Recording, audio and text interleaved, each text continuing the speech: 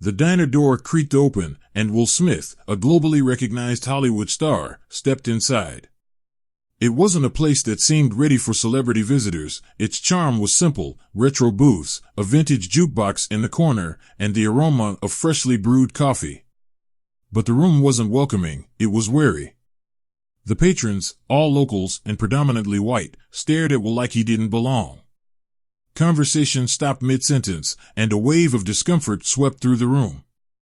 Will, used to public attention but not like this, walked toward an empty booth with a calm demeanor. As he sat down, a young waiter approached, holding a steaming cup of coffee. Without warning, the waiter accidentally spilled the hot liquid over Will's head. Gasps rippled through the room, but they quickly turned into chuckles and sneering laughter. The waiter leaned in, his smirk unmistakable, and said with mock hospitality, "Welcome to our town." Will remained composed, dabbing at his soaked shirt and face with a napkin. The room's laughter grew louder, their mockery clear. How far could prejudice go unchecked?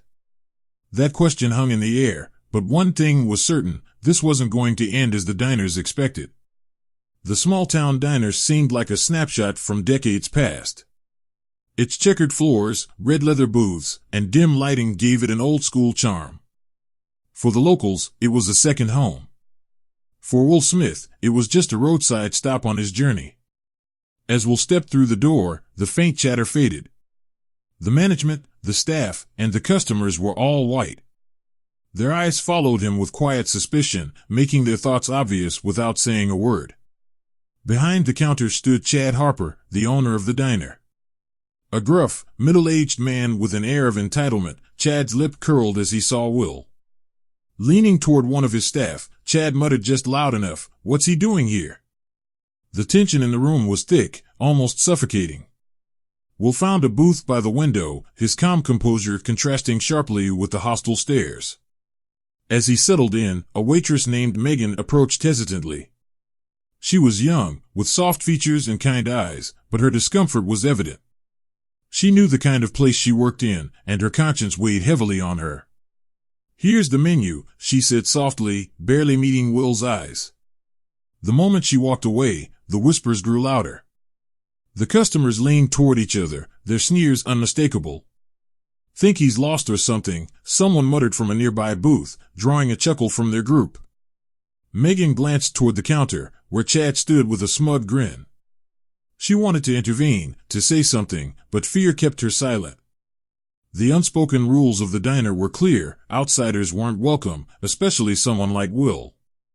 From his booth, Will caught Chad's gaze. Chad smirked and called out, "Hope you're comfortable, buddy. You sure you're in the right place?" The laughter that followed echoed through the room. Will didn't flinch, didn't respond. His silence wasn't weakness, it was strength, a refusal to stoop to their level. The air in the diner grew heavier, as if everyone was waiting for something to break the tension. Little did they know, they were about to witness a moment that would challenge everything they believed. Will sat quietly in his booth, his presence alone seemingly igniting an unspoken challenge. The room buzzed with faint whispers, and the tension felt as if it could snap at any moment. A group of young waiters gathered near the counter, their conversation muffled but their glances unmistakably aimed at Will. One of them, a lanky waiter with a smirk that reeked of arrogance, grabbed a coffee pot. "Oops," he said loudly, mockingly rehearsing a spill. The others chuckled as they egged him on. With exaggerated steps, the waiter approached Will's booth. The steam from the pot curled upward, but the malice in his eyes was sharper than the heat. Without hesitation, he tipped the pot slightly, sending the hot liquid splashing onto Will's head and shirt. The diner erupted into laughter, some patrons slapping the table in approval while others exchanged amused glances. "Guess Hollywood stars don't get special treatment here," someone shouted from across the room. Will calmly dabbed at his soaked shirt with a napkin, his face betraying no emotion. His silence only seemed to fuel the taunts. From behind the counter, Chad Harper, the diner's owner, sauntered over, a smug grin plastered across his face. Well, look who's here." "Just another star thinking the world owes him something," Chad said loudly, ensuring the entire diner could hear. The laughter grew louder as Chad leaned against Will's booth, towering over him with an air of superiority. "What's the matter? Cat got your tongue?" Chad sneered, his words dripping with condescension. Will looked up, his calm gaze meeting Chad's hostile stare. "I'm just here for a meal," Will said quietly, his tone steady and resolute. Chad laughed mockingly. "A meal, huh? Maybe you're in the wrong place for that." At the edge of the room, Megan, the young waitress, fidgeted nervously with her notepad. Her face flushed with embarrassment as she watched the scene unfold. Slowly, she approached Will, leaning in just enough to whisper, "I'm so sorry. I didn't want this to happen." Her voice trembled, and it was clear she meant it. But fear kept her from saying more. She quickly backed away as Chad shot her a warning glare. The rest of the diners either avoided looking directly at Will or reveled in the unfolding spectacle. No one stepped in to stop it. Some looked uncomfortable, their smiles forced, but their silence spoke louder than any words. Will stayed composed, his demeanor unshaken. The strength in his silence was undeniable, and though the room's hostility hung thick, it was clear he wouldn't give them the satisfaction of breaking him. The diner's front door opened with a jingle, momentarily diverting everyone's attention. In walked Rebecca Ford, a well-known activist and best-selling author. Her sharp eyes scanned the room, immediately locking onto the scene unfolding around Will. Rebecca wasn't someone who tolerated injustice. Her voice, confident and commanding, cut through the laughter like a blade. "What's going on here?" she asked, stepping forward. Chad turned to face her, his smug expression faltering for just a moment. "Just a little misunderstanding," he said, brushing off the situation with a dismissive wave. Rebecca wasn't buying it. Her gaze shifted to Will, his shirt still damp from the coffee, and then back to Chad. "Is this how you treat guests in your establishment?" she asked sharply, her voice rising just enough to command attention. The diner grew quiet, the tension now palpable. Chad straightened up, attempting to regain his confidence. "Look, lady, you don't understand." "I understand perfectly," Rebecca interrupted.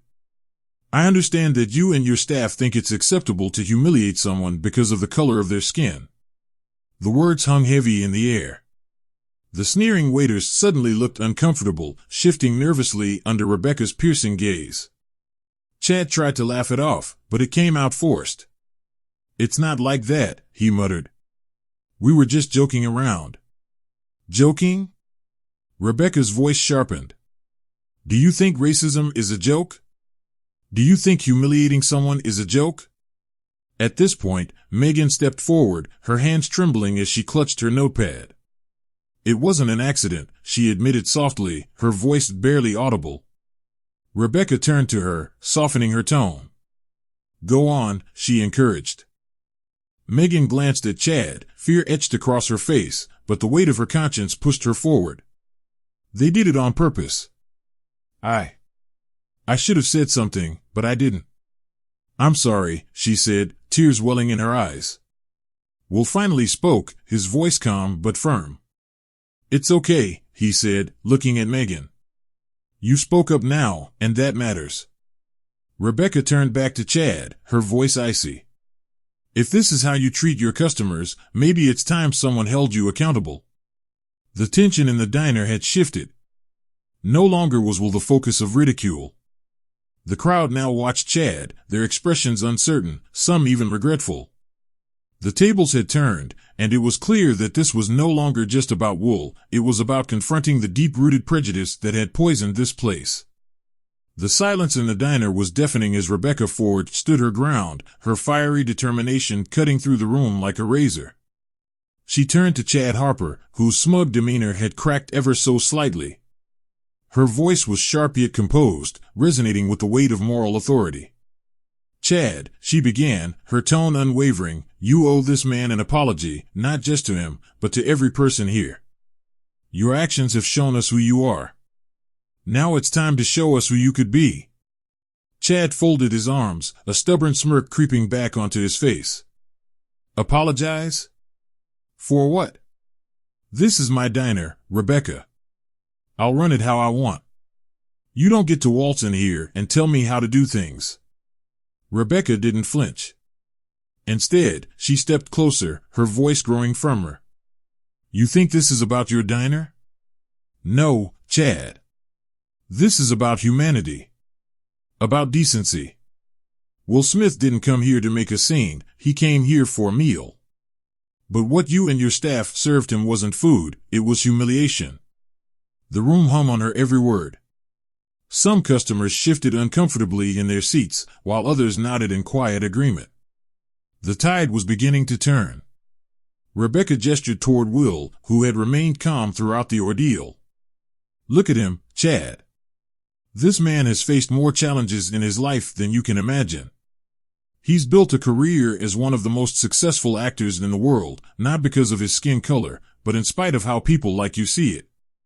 And here he is, handling your behavior with more dignity than you deserve. Chad's face reddened, but he said nothing. His silence was louder than any retort. Suddenly, a voice from one of the booths spoke up. She's right, Chad, an older man said, standing slowly. What you're doing isn't right. It's not how we treat people. Another voice chimed in, this time from a young woman near the counter. We've been laughing at this, but it's not funny. It's disgusting. He didn't deserve that.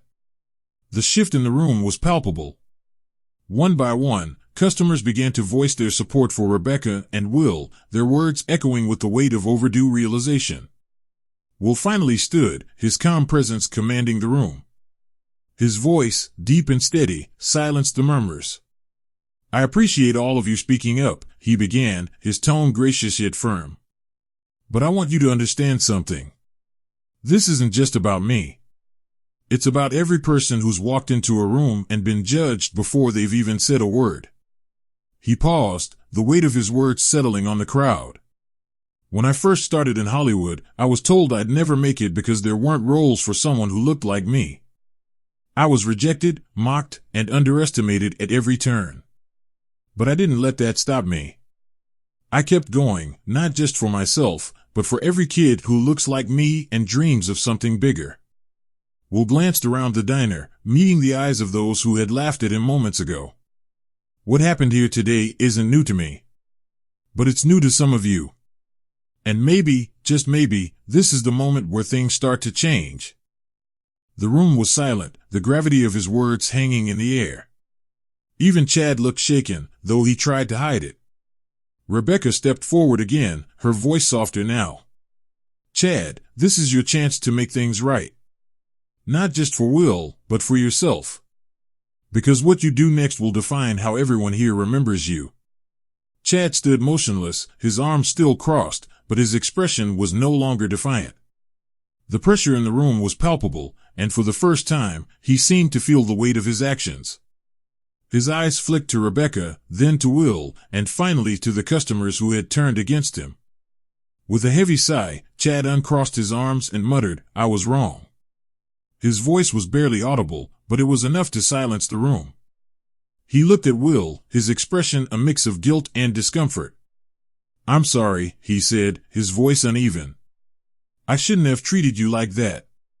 None of this should have happened. The apology wasn't perfect, but it was a start. The waitstaff, visibly ashamed, followed suit. One by one, they stepped forward, their faces flushed with regret. We're sorry, one of them said, his voice trembling. It was wrong, and we shouldn't have done it. Megan, the waitress who had been caught in the middle, wiped a tear from her cheek. She turned to Will, her voice filled with sincerity. Thank you, she said, her words breaking slightly. For staying calm and for not giving up on people like me who should have spoken up sooner. Will offered her a kind smile. It's never too late to do the right thing, he said gently. Rebecca stepped to the center of the room, addressing everyone. This isn't just about one man or one diner. It's about the way we see each other, the way we treat each other. It's time we stop judging people by their skin and start seeing them for their character. Her words resonated deeply, and for the first time that day, the atmosphere in the diner felt lighter. Will nodded, his voice calm but firm. Change doesn't happen overnight. But it starts with moments like this. As the room absorbed the weight of everything that had unfolded, Megan stepped forward again, this time offering Will a clean towel and a fresh cup of coffee. The gesture, though small, felt monumental. Chad, humbled but still visibly grappling with his pride, extended his hand toward Will. "I don't expect you to forgive me," he said quietly, "but I'll do better." Will hesitated for a moment before shaking Chad's hand. "Doing better is all anyone can ask for," he replied. Rebecca smiled, the tension in the room finally dissipating. "Let this be a reminder," she said, looking around at everyone. "We all have the power to choose kindness." As Will left the diner, the air was no longer heavy with hostility. Instead, it carried the faintest promise of change. The diner was quieter now, the hum of conversation replaced by an air of introspection. Will Smith stepped outside, the late afternoon sun casting a warm glow as he walked to his car. Inside, the customers sat motionless, their faces marked by a mix of guilt and reflection. For many, what they had just witnessed wasn't just an incident, it was a wake-up call. Megan stood near the counter, gripping a towel tightly in her hands. She wasn't the same timid waitress from earlier. Something had shifted. The courage she had found to speak up, though it came late, had lit a spark within her. She vowed to herself that the next time she saw something unfair, she wouldn't hesitate to act. At the window, Chad Harper stood, arms crossed, watching Will Smith start his car. His jaw tightened as he replayed the events in his mind. For the first time in years, he felt the weight of his own prejudices pressing down on him. This wasn't just about losing face in front of his customers, it was about realizing how far he had strayed from basic decency. Rebecca Ford, still standing in the center of the room, looked around at the reflective faces. She cleared her throat, her voice firm yet gentle. "Moments like this are where change begins," she said, her eyes moving from one person to the next. "It doesn't happen in speeches or big conferences. It happens in small places like this diner, when we choose to stand up for what's right." Her words hung in the air, filling the room with a sense of hope. One by one, customers nodded, as if silently committing to being better. As Will drove away, his calm presence left a lasting impression on everyone. He hadn't raised his voice, he hadn't retaliated, and yet he had managed to shift an entire room's perspective. The camera lingers on Chad, standing by the window, his reflection in the glass merging with the view of Will's car fading into the distance. The weight of what had happened was heavy, but within that weight was the potential for change. This story isn't just about Will Smith, it's about all of us. It's a reminder that racism, prejudice, and disrespect don't belong in any corner of our society. The courage to stand up, the willingness to speak out, and the humility to admit when we're wrong can spark change in ways we can't always predict. Moments like the one in this diner are proof that even in tense situations, people can choose to be better. They can grow, reflect, and ultimately change.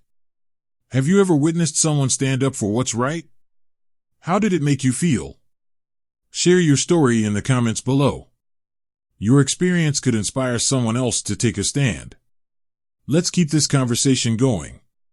Share this video to remind others of the power of respect, courage, and unity.